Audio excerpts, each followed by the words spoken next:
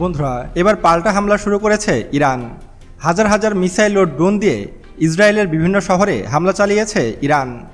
আজকে ভোররাতে যখন ইসরায়েল অপারেশন রাইজিং লায়ন নামক বিমান হামলা চালিয়েছিল, তখন থেকে ধারণা করা হচ্ছিল যে এর পাল্টা হামলা হবে ভয়াবহ।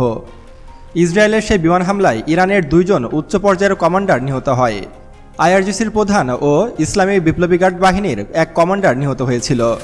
ইসরায়েলের সেই বিমান হামলায় ইরানের ব্যাপক ক্ষয়ক্ষতি হয়েছিল। বিশেষ করে ইরানের বিভিন্ন পারমাণবিক স্থাপনায় ব্যাপক হামলা হেনেছিল ইসরায়েল। এবার প্রতিশোধ নিতে শুরু করেছে ইসরায়েলের সর্বোচ্চ ধর্মীয় নেতা আয়াতুল্লাহ আলী খামেনি। তার নির্দেশে এবার শত শত ড্রোন ও মিসাইল দিয়ে ইসরায়েলের বিভিন্ন লক্ষ্যবস্তুতে আঘাত আনা হচ্ছে। বিশেষ করে ইসরায়েলের যেসব অঞ্চলে তাদের সামরিক উপস্থিতি বেশি এবং বিভিন্ন বিমান ঘাঁটি রয়েছে, সেসব স্থানে বড় ধরনের হামলা চালিয়েছে ইরান। ইরানের ইসলামী বিপ্লবী গার্ড বাহিনী আইআরজিসি ইতিমধ্যে জানিয়েছে তারা ইসরায়েলের বিভিন্ন লক্ষ্যবস্তুতে আঘাত এনেছে।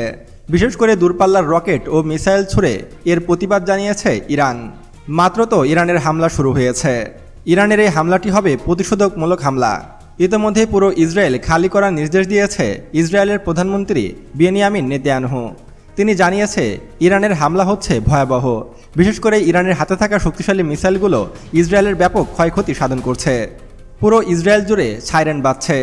ইসরায়েলের প্রধানমন্ত্রী বেনিয়ামিন নেতানিয়াহু ইতিমধ্যেই বাংকারে আশ্রয় নিয়েছে এবং ইসরায়েলের বিভিন্ন মানুষজন তারাও কিন্তু বাংকারে আশ্রয় নিচ্ছে, দিক বেদিক ছোড়াছুটি করছে। ইসরায়েলের রাজধানী তেল আবিবে একের পর এক মিসাইল আঘাত হানছে।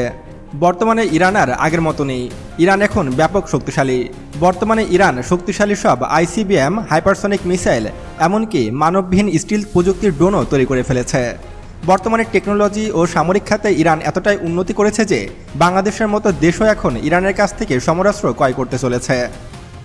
বন্ধুরা, ইরান এখন আর আগের মতো নিষিদ্ধ ঘোষিত রাষ্ট্র নয়। তারা এখন নিজেদের সমর প্রযুক্তিকে নিয়ে গেছে এক বৈপ্লবিক অগ্রগতির শিখরে। বিশেষ করে ড্রোন ও ক্ষেপণাস্ত্র নির্মাণে ইরান এখন সারা বিশ্বে পরিচিত একটি নির্ভরযোগ্য শক্তি। তাদের তৈরি শাহেদ 136 ও আবাবিল সিরিজের ড্রোনগুলো ইতোমধ্যে যুদ্ধক্ষেত্রে সুনাম অর্জন করেছে। এমনকি ইরানের তৈরি ড্রোনগুলো বর্তমানে সারা পৃথিবীতে রাজত্ব করে বেড়াচ্ছে এবং ইরান বর্তমানে ড্রোন তৈরিতে একটি অনন্য উচ্চতায় পৌঁছে গেছে। বর্তমানে সারা পৃথিবীতে যে কয়টি শীর্ষ ড্রোন উৎপাদনকারী রাষ্ট্র রয়েছে, তার মধ্যে ইরান একটি। ইরান তাদের হাতে থাকা কামিকাজি ড্রোনের জন্য সারা পৃথিবীতে বিখ্যাত। বর্তমানে ইরানের হাতে প্রায় কয়েক হাজার অত্যাধুনিক ড্রোন রয়েছে। ড্রোন শিল্পে এক নতুন ইতিহাসের সৃষ্টি করেছে ইরান। ইরানের সবচেয়ে শক্তিশালী ড্রোন হলো গাজা। ফিলিস্তিনের গাজা ভূখণ্ডের সম্মানে তারা এই ড্রোনটির নাম রেখেছে গাজা। এটি ইরানের তৈরি অত্যাধুনিক শক্তিশালী একটি ড্রোন।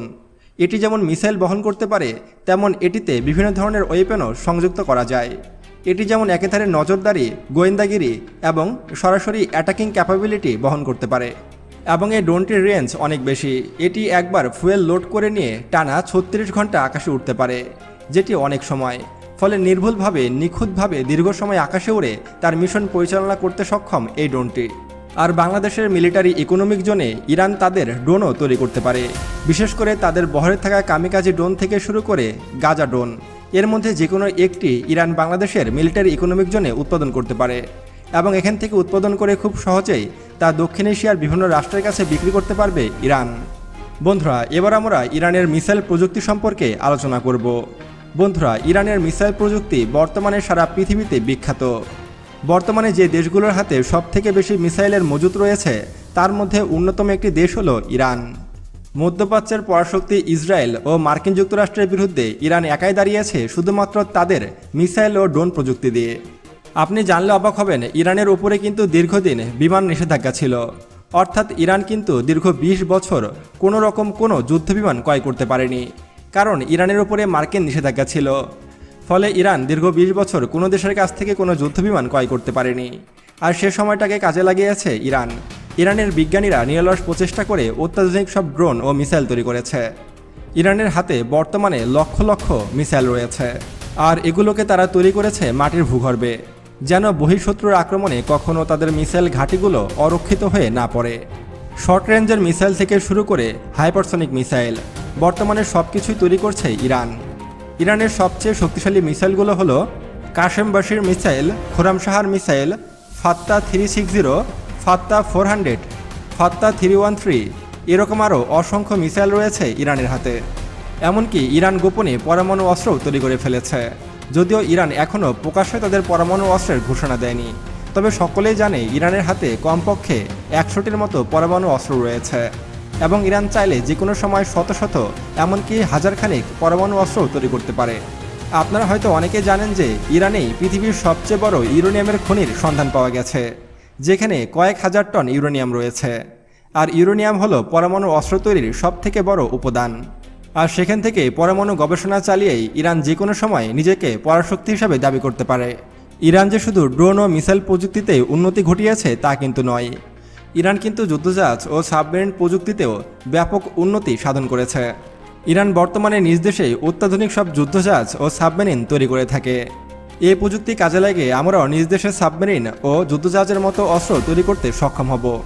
ইরান কম খরচে অসাধারণ সব যুদ্ধাস্ত্র তৈরি করতে পারে। তার একটি উৎকৃষ্ট উদাহরণ হলো ছোট ছোট বোটে মিসাইল সিস্টেম লঞ্চ করা। ইরান বর্তমানে শত শত ছোট ছোট বোট তৈরি করেছে, আর সেই সব বোটে সংযুক্ত করেছে ব্যালিস্টিক মিসাইল, যেটি দেখে আমেরিকা ও ইসরায়েলের মতো পরাশক্তিও ভয় পেয়ে গিয়েছে। এইসব ছোট ছোট বোট সমুদ্রের গভীরে ঘুরে বেড়ায় এবং এসব এক একটি ছোট বোট চাইলে বড় যে কোনো যুদ্ধজাহাজকেও ডুবে দিতে সক্ষম। এবং এগুলোর স্পিড অনেক বেশি হওয়াতে বড় বড় যুদ্ধজাহাজ থেকে এগুলোর উপরে নজরদারি ও আক্রমণ করাও অনেক কঠিন। ফলে আমরাও চাইলে বঙ্গোপসাগরের নিরাপত্তায় এরকম ছোট ছোট বোটে মিসাইল সিস্টেম লঞ্চ করে বঙ্গোপসাগরের নিরাপত্তা আরও জোরদার করতে পারি। আর ইরানের কাছে যদি আমরা এই ধরনের বোটের প্রযুক্তি চাই, তাহলে ইরান খুব সহজে আমাদেরকে প্রযুক্তির ডেলিভারি দেবে। কারণ ইরান এমন একটি দেশ যারা প্রযুক্তি নিয়ে কখনোই বাধা দেয় না। তারা বাংলাদেশের মতো বন্ধু দেশের কাছে খুব সহজেই এই ধরনের প্রযুক্তি বিক্রি করবে। শুধু তাই নয়, খনিজ তেল এবং জ্বালানি অনুসন্ধানেও বাংলাদেশের সামনে ইরান একটি সম্ভাবনাময় শক্তি হয়ে উঠতে পারে। কারণ ইরান নিজেই একটি তেল সমৃদ্ধশালী দেশ এবং ইরান প্রতি বছর বিলিয়ন বিলিয়ন মার্কিন ডলারের তেল বহির্বিশ্বে বিক্রি করে থাকে এবং জ্বালানি অনুসন্ধানে তাদের বিপুল অভিজ্ঞতা রয়েছে। এমনকি ইরানের অসংখ্য তেলের খনি রয়েছে। বাংলাদেশ চাইলে ইরানের কাছ থেকে জ্বালানি তেল ক্রয় করতে পারে এবং খুব কম দামেই অন্যান্য দেশের তুলনায় কম দামে বাংলাদেশ তেল কিনতে পারবে, যেটা আমাদের জন্য খুবই লাভজনক। এছাড়াও দুই দেশ মিলে যদি বঙ্গোপসাগরের গভীরে তেল উত্তোলন করে এবং অনুসন্ধান চালায়, তাহলে আমরা বঙ্গোপসাগর থেকেও বিপুল পরিমাণে খনিজ তেল উৎপাদন করতে সক্ষম হব। তবে শুধু জ্বালানি নয়, ইরান চিকিৎসা সরঞ্জাম ও ইলেকট্রনিক্স খাতেও আজ এক অপ্রতিরোধ্য শক্তি। ইরানের তৈরি মেডিকেল ইকুইপমেন্ট এখন সারা বহির্বিশ্বে বিক্রি হচ্ছে। বিশেষ করে আফ্রিকার বিভিন্ন দেশ ও উন্নত দেশেও ইরানের তৈরি মেডিকেল সরঞ্জাম বিক্রি হচ্ছে। বর্তমানে চিকিৎসা খাতেও ব্যাপক বিনিয়োগ করছে ইরান এবং অত্যাধুনিক সব মেশিন ও অত্যাধুনিক সব ল্যাব তৈরি করে ফেলেছে ইরান, যেসব ব্যবহার করে খুব সহজেই রোগীদেরকে সুস্থ করে ফেলা সম্ভব। আর ইরানের তৈরি মেডিকেল ইকুইপমেন্টগুলোর দামও অন্যান্য দেশের তুলনায় অনেক কম দামি হয়ে থাকে এবং সস্তা হয়ে থাকে। ফলে বাংলাদেশের মতো উন্নয়নশীল দেশ চাইলে খুব সহজেই ইরানের কাছ থেকে বিপুল পরিমাণে কম দামে মেডিকেল ইকুইপমেন্ট আমদানি করতে পারবে এবং খুব সহজেই এবং খুব কম খরচেই বাংলাদেশে উন্নত চিকিৎসার ব্যবস্থা করতে পারবে বাংলাদেশ সরকার।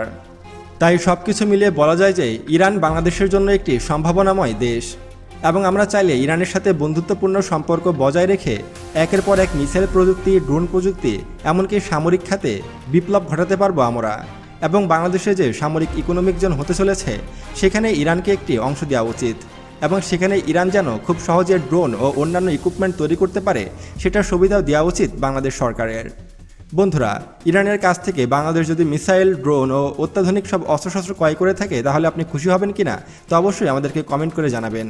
এবং আপনি বর্তমানে কোন দেশ থেকে আমাদের ভিডিওটি দেখছেন তা অবশ্যই আমাদেরকে কমেন্ট করে জানাবেন। আরও এমন ভিডিও পেতে এখনই আমাদের চ্যানেল সায়েন্স বিডিকে সাবস্ক্রাইব করুন এবং পাশে আসা বেল বাটনে ক্লিক করুন। দেখা হচ্ছে পরবর্তী ভিডিওতে। আল্লাহ হাফেজ।